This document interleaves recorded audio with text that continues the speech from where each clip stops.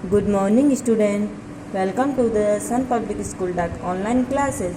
आज हम class second Hindi का चैप्टर 6 का पेज नंबर 29 रीड करेंगे। हम कल हमारा पेज नंबर 28 रीड किया था, तो आज हम पेज नंबर 29 रीड करेंगे। तो हमने यहाँ तक रीड कर लिया था कि जब सियार नदी में पानी पीने गया तो मगर ने उसकी टांग पकड़ ली। तो सियार ने कहा कि मामा आपने तो लकड़ी को ही मेरी टांग समझकर पकड़ लिया, तो मगर ने उसकी टांग छोड़ दी और लकड़ी पकड़ ली। तो सियार बहुत चालाक था, तो वह फुर्ती से यानी तेज़ी से जल्दी से नदी से बाहर आया और हंसता हुआ जंगल की ओर भाग गया। मगर उसे देखता ही रह गया। तो हम यहाँ से रीड करेंगे आज। मगर कई दिन तक इस इंतज़ार में रहा कि सियार फिर पानी पीने आएगा। मगर बहुत दिन तक उसका इंतज़ार करने लगा कि सियार नदी में फिर पानी पीने आएगा, पर वह नहीं आया। मगर सियार से बदला लेना चाहता था। एक दिन उसे एक उपाय यानी एक तरकीब सोची, यानी सूझा यानी एक उपाय सोचा, एक तरकीब सोची। वह धीरे धीरे सरक कर सियार की गुफा में पहुंचा और वहीं छिपकर सियार का इंतज़ार करने लगा।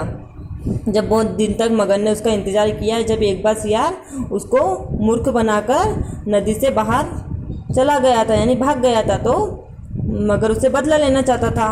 तो उसने कई दिन तक नदी में कि सियार फिर नदी में पानी पीने आएगा, तो उसने कई दिन तक उसका इंतज़ार किया, लेकिन सियार नहीं आया।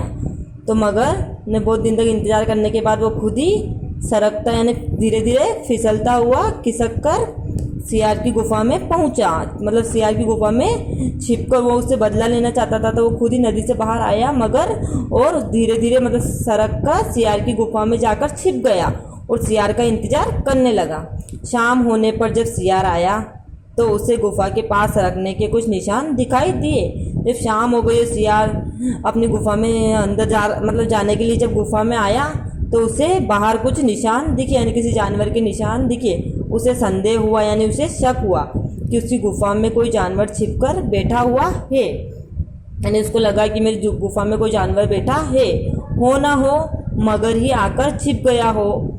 इसको लगा कि उसके अंदर मेरी गुफा में कोई जानवर छिपकर बैठा, और वह हो ना हो वह मगर ही छिपकर बैठा है। वह थोड़ी देर सोचता रहा, फिर बोला, अरे गुफा, तुम मेरे आने पर मुझे रोज़ आवाज़ देकर बुलाया करती है। यानी सियार बहुत होशियार था। गुफा बोलती नहीं है, लेकिन उसे लगा कोई जानवर होगा तो वह बोलेगा, तो मेरे को पता चल जाएगा कि इसके अंदर कोई बैठा है। तो उसने कहा कि अरे गुफा, तू रोज़ मेरे आने पर मुझे आवाज़ देकर बुलाया करती, आज तू चुप क्यों है? अगर तू मुझे आजा बेटा कहकर नहीं बुलाएगी तो मैं अंदर नहीं आऊँगा, मैं किसी दूसरी गुफा में चला जाऊँगा। तो सियार ने बहुत अपनी चालाकी से अपनी बुद्धिमत्ता से काम लिया उसने, और उसने बोला कि अगर गुफा तू मेरे को आजा बेटा कहकर नहीं बुलाएगी तो मैं दूसरी गुफा में चला जाऊँगा। मगर ने सोचा यह गुफा रोज उसे आवाज़ देकर बुलाती होगी। मगर सोच में पड़ गया कि गुफा उसको रोज़ आवाज़ देकर बुलाती होगी, लेकिन शायद आज मेरे डर से चुप है। वह जोर से बोला, आजा बेटा। अब मगर भी सोचने लगे कि यह गुफा रोज़ उसको आवाज़ देकर तो बुलाती होगी, लेकिन आज मैं इस गुफा के अंदर बैठा हूँ तो वह मेरे डर से आज चुप है। तो मगर ने आवाज़ देकर बुलाई कि आजा बेटा। सियार तुरंत यानी एकदम मगर की आवाज़ पहचान गया। उसे लगा, फिर उसने जब बोला मगर ने कि आजा बेटा, तो सियार एकदम से पहचान गया कि अंदर मगर है, उसकी आवाज़ ही पहचान गया। वह जोर से हंसा और बोला, वाह मामा, तुम तो बहुत चतुर निकले, यानी बहुत होशियार निकले। मुझे तो आज ही पता चला कि गुफा बोलती है।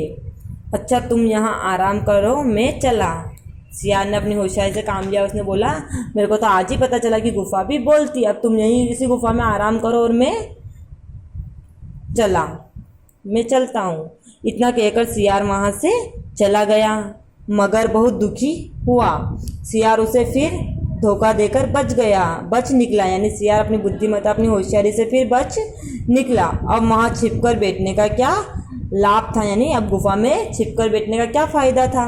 वह फिर सरकता सरकता नदी की ओर चल दिया। तो हमें इस कहानी से शिक्षा मिलती है कि जीव हो या मनुष्य हो, यानी पशु पक्षी हो या इंसान हो, हमें हमेशा हमारी होशियारी बुद्धिमत्ता यानी अपनी चतुराई से काम लेना चाहिए। तो आई होप आपको ये चैप्टर 6 अच्छे से समझ में आया होगा और आप इसको एक बार फिर घर पे रीड कर लें। ओके।